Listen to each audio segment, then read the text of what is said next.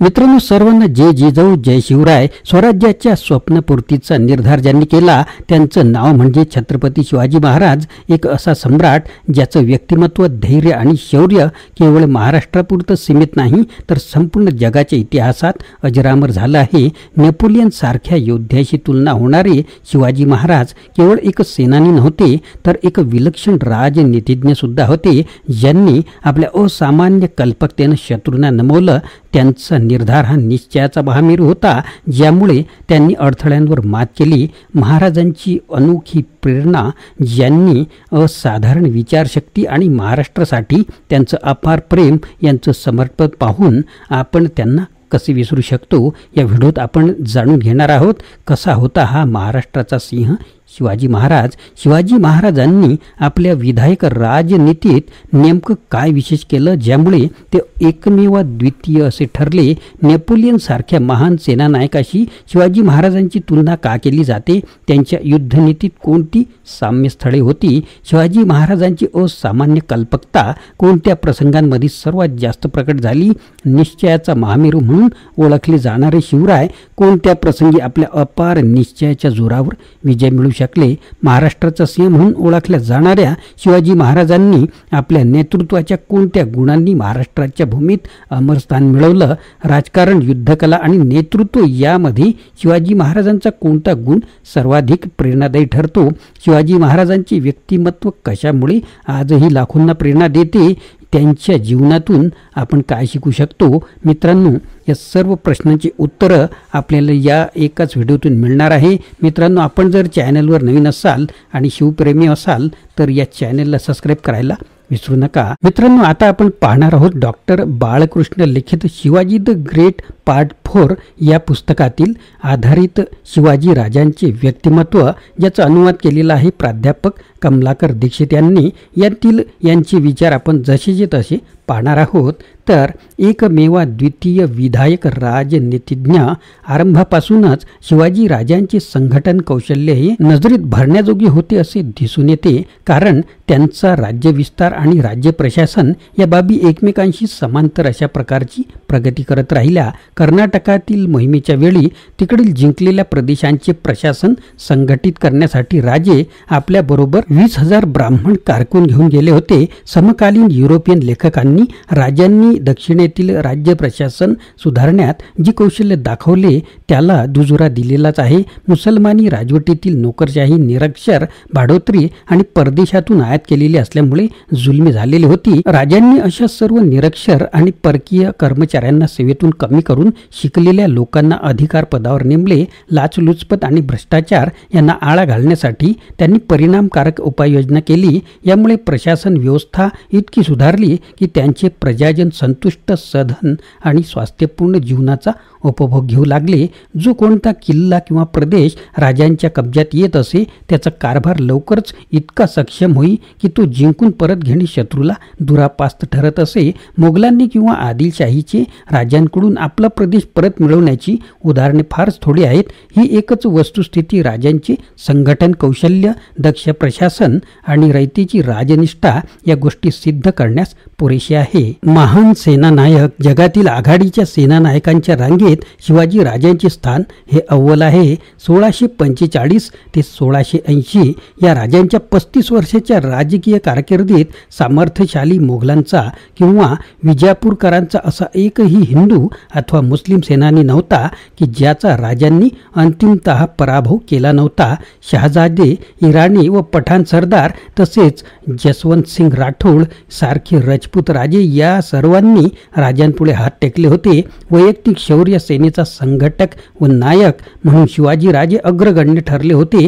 धैर्य, सावधानता आणि कल्पकता हे त्यांचे लष्करी गुण सर्व परिचित आहेतच. आपल्या विजयाचा जास्तीत जास्त फायदा उठवणे व शत्रू बेसावध असताना अचानक हल्ले चढवून त्यास चकित करणे, या बाबतीत तत्कालीन दुसऱ्या कोणा नेत्याला राजांची बरोबरी करता आली नाही. जीवावर उदार होऊन एखादे साहस करण्याच्या कृत्यापासून ते माघार घेत नसत. अफझल खानाशी द्वंद्व युद्ध, शाहिस्ते खानावर छापा, सुरतेवरची स्वारी एवढेच नव्हे, खुद्द औरंगजेबाच्या दरबारात त्यांनी केलेला प्रवेश या गोष्टी सर्व विधानांची प्रचिती देतात. सिकंदर आणि फ्रेडरिक यांना त्यांच्या पित्याकडून प्रशिक्षित अशा फौजेचा वारसा लाभला होता. मात्र असा वारसा शिवाजी राजांना लाभलेला नव्हता. त्यांना त्यांची फौज अल्पावधीत स्वतःच प्रशिक्षित करावी लागली. त्यांनी त्यांच्या फौजेत विद्यावंत, कारकून, शेतकरी, खेडूत, आदिवासी वगैरे सर्व प्रकारच्या लोकांचा समावेश केलेला होता. दक्षिणेतील शाह्यांचे मुस्लिम सरदार, मोगलांच्या फौजा आणि रणवीर राजपूत राजे या सर्वांना पाणी पाजणारी फौज त्यांनी निर्माण केली. ही मोठी अद्भुत अशी गोष्ट होती. शेकडो सेना धुरंधरांना राजांनी प्रशिक्षित केल्यामुळे राजांच्या निधनानंतर उद्भवलेल्या कसोटीच्या काळात मराठ्यांचे स्वातंत्र्य या लोकांनी जगाच्या पाठीवरील सर्वात बलाढ्य अशा साम्राज्य सत्तेशी संघर्ष करून शाबूत राखले. धार्मिक अभिमान, धैर्य, देशप्रेम, शिस्तबद्धता, आत्मविश्वास, आशावाद या गुणांचा राजांचा वारसा या प्रसंगात मराठा सत्तेला मोलाचा ठरला. समकालीन इंग्रज इतिहासकार राजांची तुलना सिकंदर, हनिबाल आणि सीझर यांच्याशी करतात. पोर्तुगीजही याला दुजोरा देतात. हिंदू राजांना ते राम, कृष्ण, भीम आणि बलराम यांच्या तोडीचे वाटतात. सुप्रसिद्ध इतिहासकार आर्म राजांचे नेतृत्व, गुप्तचर यंत्रणा, जलद हालचाली, कसोटीच्या वेळी त्वरित निर्णय, विवेक, शौर्य वगैरे गुणांची प्रशंसा करतो. तो पुढे म्हणतो की शिवाजी राजांच्या प्रतिभाशक्तीवर आणि तलवार उपसून फौजेच्या आघाडीवर राहण्याच्या त्यांच्या गुणावर त्याचे सर्व सेनापती आणि सैनिक अत्यंत खुश असत. हिस्टॉरिकल फ्रॅगमेंट्स याच्यातून ही माहिती मिळते. जनरल सलव्हानचे मतही लक्षात घेण्याजोगे आहे. तो म्हणतो, राजांच्या अंगी तत्कालीन अशांत स्थितीत यशस्वी होण्यासाठी लागणारे सर्व गुण होते. चर्चेच्या वेळी सावधपण, धूर्त आणि कामगिरीच्या वेळी निर्भय व साहसी हे त्यांचे विशेष होते. त्यांची सहनशक्ती, ऊर्जा आणि निर्णय क्षमता अप्रतिम म्हणावी लागेल. त्यांच्या देशवासियांनी काढलेल्या त्यांच्या चित्रात शुभ्र घोड्यावरून दौड करत असता तो कच्चे तांदूळ तोंडात टाकी जात असल्याचे दाखवले आहे. याचा अर्थ जेवण्यात घालवण्यासाठी त्यांच्याजवळ वेळ नव्हता. देशी घोडदळाच्या मदतीने पराभूत केलेल्या प्रचंड मोगली घोडदळाचा पाठलाग करणारा हा हिंदू राजा देशवासियांच्या कौतुकास पात्र होणे साहजिकच होते. Warriors and statesmen of India इथून ही आपल्याला माहिती मिळते. जी स्कॉट यांनीही शिवाजी राजांचे गुणवर्णन केलेले आहे. कसे पहा, शिवाजी राजा हा अप्रतिम सैनिक होता. शासनकलेत तो निपुण होता. सद्गुणी आणि धर्मशील व्यक्तींचा तो मित्र होता. त्याचे नियोजन हुशारीचे आणि कार्यवाही चिकाटीची असे. तो सर्वांशी विचार विनिमय करी, मात्र निर्णय त्याच्या मनातील उद्देशाला सुसंगत असाच घेई. त्याच्या मनातील उद्देश त्याच्या कार्यवाहीनंतरच स्पष्ट होत असे, अशी माहिती मिळते. हिस्ट्री ऑफ द डेक्कन इथून शिवाजी आणि नेपोलियन हा खरोखरीच एक महान लष्करी प्रतिभावंत, अद्वितीय सेनानायक आणि प्रशासक होता. तथापि आपल्या एका फौजेला इजिप्तमध्ये वाऱ्यावर सोडून तो परत फिरला होता आणि त्याहीपेक्षा मोठी फौज रशियन बर्फात सोडून तो स्वतःचा जीव बचावून फ्रान्समध्ये पळून गेला होता. त्याच्या उरल्या सुरल्या फौजेचाही वॉटरलू येथे खात्मा झाला होता.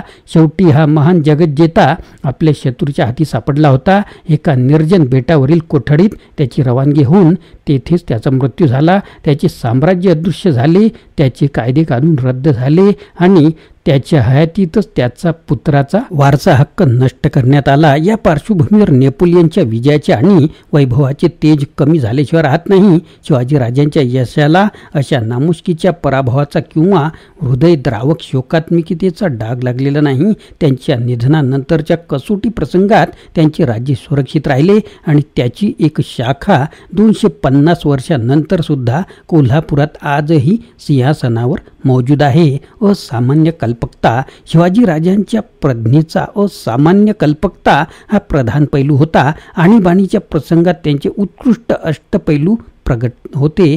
असे शत्रूचे ते कपट, फसवणूक, गुप्त कारस्थाने यांना राजांनी आयुष्यात कधीही दाद दिली नाही. उलट पक्षी आपल्या जाळ्यात शत्रूला पकडण्यात ते यशस्वी ठरले. संकट समयी त्यांची प्रज्ञा बहरत असे आणि मग ते अशी काही क्लुप्ती योजना करत किंवा योजत की ते तर सही सलामत बाहेर पडतच, शिवाय शत्रूही पराभूत पावत असे. शहाजी राजांची सुटका, मोऱ्यांचे उच्चाटन, अफझल खानाचा वध, स्वतःची पन्हाळ्यातून सुटका, विशाळगडच्या आसमंतातील चकवा, सुरतीची लूट, आग्र्याहून सुटका, मोगल साम्राज्यातून परतीचा सही सलामत प्रवास इत्यादी गोष्टी रोमांचकारक आहेत. या सगळ्यांमधून राजांचे अद्वितीय अष्टावधान दिसून येते. डग्लस म्हणतो, एखादी शिकारीची सावध जसे सदैव जागरूक आणि सावधान असते, तसा शिवाजी राजा सतत कोणत्याही आणीबाणीच्या प्रसंगाला तोंड द्यायला सदैव सज्ज असे. या संदर्भात ते राजाच्या लहानशा बोटात होते, ते औरंगजेबाच्या संपूर्ण देहात नव्हते. एक डोळा सदैव उघडा असल्याप्रमाणे त्यांची झोप सावध असे. धाडसाच्या बाबतीत हार्मची साक्ष अर्थपूर्ण होती. तो म्हणतो, एका हातात नागवी तलवार घेऊन घोडदौड करीत शिवाजी राजा शत्रूच्या प्रदेशावर चालून जात असल्याचा प्रसंग आपण आपल्या डोळ्यांनी पाहिल्याचे त्याचे सैनिक इतरांना अभिमानाने सांगत असतात.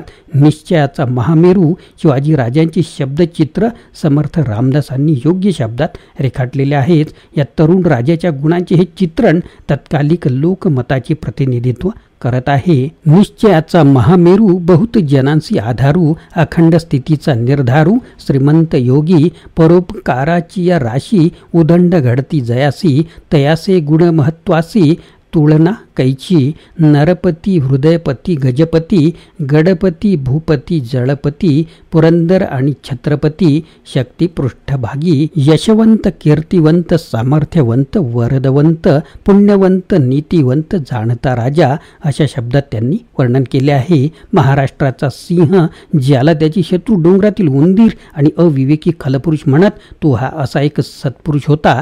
ते खऱ्या अर्थाने पर्वत पुरुषही होते. त्यांचे चाहते त्यास महाराष्ट्राचा सिंह असे अभिधान देतात. अर्थात शिवाजी राजांनी कोकरांचे सिंहात रूपांतर केले, यात शंका नाही. महाराष्ट्रातील गरीब, पददलित, दैववादी बहुजनांना राजांनी आपल्या जादुई स्पर्शाने आणि प्रेरणादायी व्यक्तिमत्वाने अलौकिक कर्तबगारी दाखवण्यास प्रवृत्त व सक्षम केले आणि त्यांचे रूपांतर उत्तम सैनिक, धाडसी पाठीराखे, परिपूर्ण सेनापती, विधायक दृष्टीचे राजनैतिक अधिकारी यांच्यात करून शेकडो लढाया जिंकणाऱ्या मोगलांना तोंड देण्यास त्यांना समर्थ बनवले. या तथाकथित अशिक्षित, असंस्कृत आणि दरोडेखोर म्हणून शत्रूकडून हेटाळणी केल्या गेलेल्या या व्यक्तीने हे आपल्या लोकांचे जादुई रूपांतर घडून आणले होते. शिवाजी राजांचा गौरव एक किमयागार, एक अलौकिक पुरुष असा करण्यास प्रत्यवाय नाही. त्यांच्या कर्तबगारीमुळे भारतीय इतिहासाची पाने सदैव झळाळून उठतील, यातही शंका नाही. मित्रांनो, शिवाजी महाराज हे केवळ एक राजा नव्हते, ते एक विचार होते. त्यांच्या अद्वितीय राजनीती, महान सेनानी वृत्ती